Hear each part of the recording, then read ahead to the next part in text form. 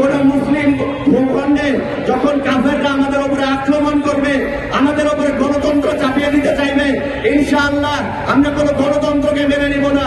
আমরা আল্লাহর জমিনে আল্লাহর দিনকে বাস্তবায়ন করব এবং সেই দিন যখন বাস্তবায়িত হবে তখন 14 বছরের শিশু ইনশাআল্লাহ ধর্ষণের শিকার হবে না, তখন নানিতা ধর্ষণের শিকার হবে না, তখন আতিরা ধর্ষণের শিকার হবে না, তখন আমার সন্তান আপনার সন্তান এই রাস্তা দিয়ে নিরাপত্তার সাথে সারা থেকে কুফা পর্যন্ত হেঁটে যাবে রাসূল সাল্লাল্লাহু আলাইহি ওয়াসাল্লামের হাদিস অনুযায়ী। সুতরাং আপনাদের এই ব্রিটিশ ল বাদ দেন, আপনাদের এই ফ্রেঞ্চ কমন ল বাদ দেন। এই কমন ল আর ব্রিটিশ ল আমাদেরকে মুক্তি দিতে পারেনি। আমরা এইসব লগুলোকে ছুঁড়ে ফেলবো ইনশাআল্লাহ। এই লগুলোকে ছুঁড়ে ফেলে ইনশাআল্লাহ আল্লাহর যে জমিন, এই জমিনের মালিক কে? এই জমিনে কার আইন চলবে? তাহলে কেন 200 বছর যাদের গোলামি, যারা আমাদেরকে শাসন করেছে, আমরা কেন তাদের আইন দিয়ে এখনো শাসন করি? আমাদের লজ্জা করে না? আরে বডি হাজ্জাজের মতো কুলঙ্গার গুলো আমাদেরকে ব্রিটিশ আইন শিখাইতে আসে, সিভিল আইন শিখাইতে আসে। ওকে আমরা ইনশাআল্লাহ শিখাবো। বডি হাজ্জাজকে প্রয়োজনে এই 0 পয়েন্টে দাঁড় করিয়ে ইসলামী আইন, ইসলামী শরিয়া ইনশাআল্লাহ শিখাবো। 2 টাকার অস্ত্র ব্যবসায়ী বডি হাজ্জাজ আজকে মুসলমানদেরকে হুমকি দেয়। ওর এত বড় সাহস কে দিয়েছে? কলিজা বের করে ফেলবে ইনশাআল্লাহ মুসলমানরা।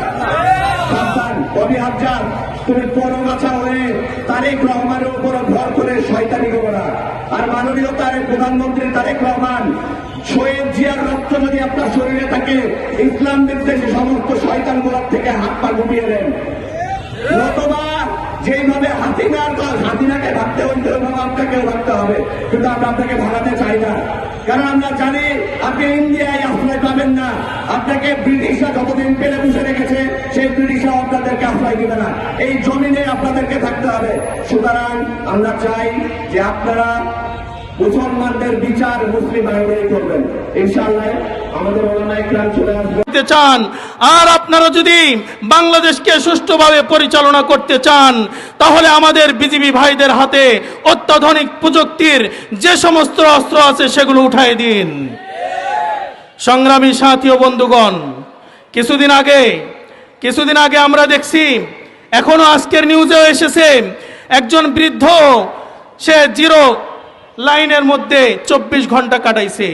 এটা কি ধরনের মানবতা? এটা কি ধরনের মানবতা? যারা এই সমস্ত কাজ করতেছে, যারা এই সমস্ত কুলাঙ্গরপনা করতেছে, তাদেরকে বাংলাদেশের সেনাবাহিনী কেন তাদেরকে উচিত শিক্ষা দিচ্ছে না? জাতি সেটা জানতে চাই। দ্বিতীয় কথা, আমরা এই সরকারের 3 মাসে প্রায় 600 খুন দেখেছি। 3 মাসে আমরা 600 খুন দেখেছি। যদি এই সরকার আরো 3 মাস থাকে, তাহলে হয়তোবা আমাদেরকে 6000 খুন দেখতে হবে। তাদের কোনো পদক্ষেপ নাই। এজন্য আমরা দায়িত্বহীন ভাষায় বলতে চাই, স্বরাষ্ট্রমন্ত্রী, আপনি যদি না সোচ্চার হন, আপনি যদি এগুলোর ব্যবস্থা না নেন, তাহলে জাতি আপনার ব্যবস্থা নিয়ে ছাড়বে। আপনি সংসদের মধ্যে তামাশা করেন, সংসদের মধ্যে বিভিন্ন শের আশার শোনান। হ্যাঁ, আপনার শের আশার শোনার জন্য আপনাকে আমরা সংসদে পাঠাইনি। আপনাকে সংসদে পাঠানো হয়েছে এ জাতির ম্যান্ডেট বুঝে, এ জাতির প্রত্যাশা বুঝে আপনাকে কাজ করার জন্য সংসদে পাঠানো হয়েছে। আপনি সংসদে গিয়ে মেহেরবানি করে তামাশা করবেন না।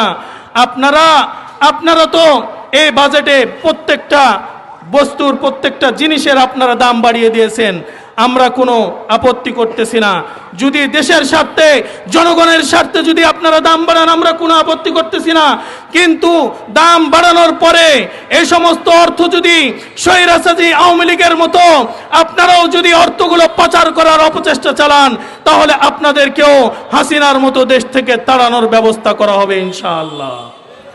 সংগ্রামী সাথী ও বন্ধুগণ, আমাদের শেষ কথা হলো যে আমরা আজকে হেফাজতে ইসলাম বাংলাদেশের ব্যানারে আমরা দাঁড়িয়েছি। একটু আগে আমার ভাই এই কুলাঙ্গার ববি হাজ্জাজ যে উক্তি পেশ করেছে, তাতে বাংলাদেশের নিম্ন শ্রেণীর মানুষও বুঝতে পেরেছে সে কত বড় মূর্খ। এরকম মূর্খকে আমরা আর প্রতিমন্ত্রী দেখতে চাই না, এরকম মূর্খকে আমরা আর শিক্ষাঙ্গনে দেখতে চাই না, এরকম মন্ত্রীকে আমরা রাস্তার ঝাড়ুদার হিসাবে দেখতে চাই। সংগ্রামী সাথী ও বন্ধুগণ, সে কত বড় ধোঁকাবাজি আর বাটপারি করেছে জাতি সেটা জানে, জাতি সেটা খুব স্পষ্টভাবে জানে যে সে কিভাবে সংসদে গিয়েছে। সে মাননীয় তারেক রহমানের কাঁধে ভর করে সংসদে গিয়েছে। এজন্য তারেক রহমানকে আমরা আহ্বান জানাবো। একটু আগে আমার ভাই বলেছে যে আপনার আশেপাশে আপনার জীবনের হুমকি সহকারে, দেশের হুমকি সহকারে, দেশের সার্বভৌমত্বকে ধ্বংস করার জন্য আপনার চারপাশে মন্ত্রীরা কোঁকা করতেছে। এজন্য আপনি সোচ্চার হন, আপনি সোচ্চার হন এবং তাদের ব্যবস্থা নেন এবং তাদেরকে বহিষ্কার করেন। এ সমস্ত কুলাঙ্গার মন্ত্রীদেরকে বাংলার জনগণ দেখতে চায় না। বাংলার জনগণ তো নতুন বাংলাদেশ চেয়েছিল। হে আমার যুবক ভাইয়েরা যারা উপস্থিত হয়েছেন, নিজের দায়িত্বটুকু বুঝে নেন, জিহাদ ফি সাবিলিল্লাহর মন্ত্রে উজ্জীবিত হন। ইনশাআল্লাহ আগামীর পৃথিবী হবে আপনাদের পৃথিবী ইনশাআল্লাহ। নাসরুম মিনাল্লাহি ওয়া ফাতহুন করিব। আমাদের চাঁপাইনবাবগঞ্জ জেলার শিবগঞ্জ উপজেলার কানসাটি ইউনিয়নের মোহনবাগ গ্রামে 14 বছর বয়সী গৃহকর্মী নয়নীকে হত্যা করে, ধর্ষণ করে হত্যা করার পর তারা তাকে আত্মহত্যার নাটক করে, তাকে ফাঁসিতে ঝুলিয়ে দেয় এবং তারা আত্মহত্যার নাটক বলে চালিয়ে দিতে চায়। কিন্তু সেখানকার স্থানীয় জনগণ সেটা বুঝতে পেরে তারা সেখানের স্থানীয় থানায়, শিবগঞ্জ থানায় পুলিশের মাধ্যমে তারা লাশ উদ্ধার করে এবং পরবর্তীতে এর বিষয়ে ওসি সাহেব কোনো মামলা নিতে চায়নি। এই বিষয়টি স্থানীয় ছাত্র জনতা অবগত হয়ে তারা শিবগঞ্জ থানায় যায় এবং ওসিকে বিভিন্নভাবে চাপ প্রয়োগ করে মামলা নেওয়ার জন্য। পরবর্তীতে ওসি জানায় যে এইটি ওপর মহল থেকে নির্দেশ নিতে হবে। বিভিন্নভাবে আমরা যখন অনলাইনে এটি বিষয়ে প্রচারণা চালাই, নিউজ থেকে বিভিন্ন স্থানীয় সাংবাদিকের পিছনে নিউজ করে এটা নিয়ে, তখন ওসি বাধ্য হয়ে পরের দিন সন্ধ্যায় মামলা নেয়। মামলা নিতে অনেক কালক্ষেপণ করেন এবং যে ময়নাতদন্তের রিপোর্টের ডাক্তার চাঁপাইনবাবগঞ্জে ময়নাতদন্তের জন্য বডি পাঠানো হয়, কিন্তু সেই রিপোর্ট এখন পর্যন্ত দেওয়া হয়নি। এবং দায়িত্বরত ডাক্তারকে জিজ্ঞাসা করলে সে দুই রকম কথা বলে, একবার বলে আমরা স্যাম্পল পাঠিয়েছি ঢাকায়, আবার বলে পাঠানো হবে এরকম। তো স্থানীয় যে রইসুদ্দিন হাজির নামে এই হত্যাকাণ্ডে 1 নম্বর আসামি করা হয় এবং তার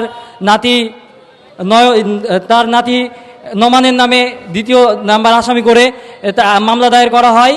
তো এই ঘটনায় তারা স্থানীয়ভাবে অনেক প্রভাবশালী হয়। সেখানে তারা আমাদের স্থানীয় ছাত্র জনতাকে হুমকি দেয়, সাথে সাথে সাংবাদিককেও তারা হুমকি দেয়। তো আমরা এখানে দাঁড়িয়েছি নয়নীর হত্যাকাণ্ডের সুষ্ঠু বিচারের জন্য, যেন আমরা এটা সুষ্ঠু বিচার চাই এবং উপস্থিত মিডিয়া কর্মীদের কাছে আমাদের আহ্বান থাকবে তারা যেন এই ঘটনাটি তুলে ধরে এবং নয়নী যেন সুষ্ঠু বিচার পায় সেই ক্ষেত্রে ভূমিকা রাখবে।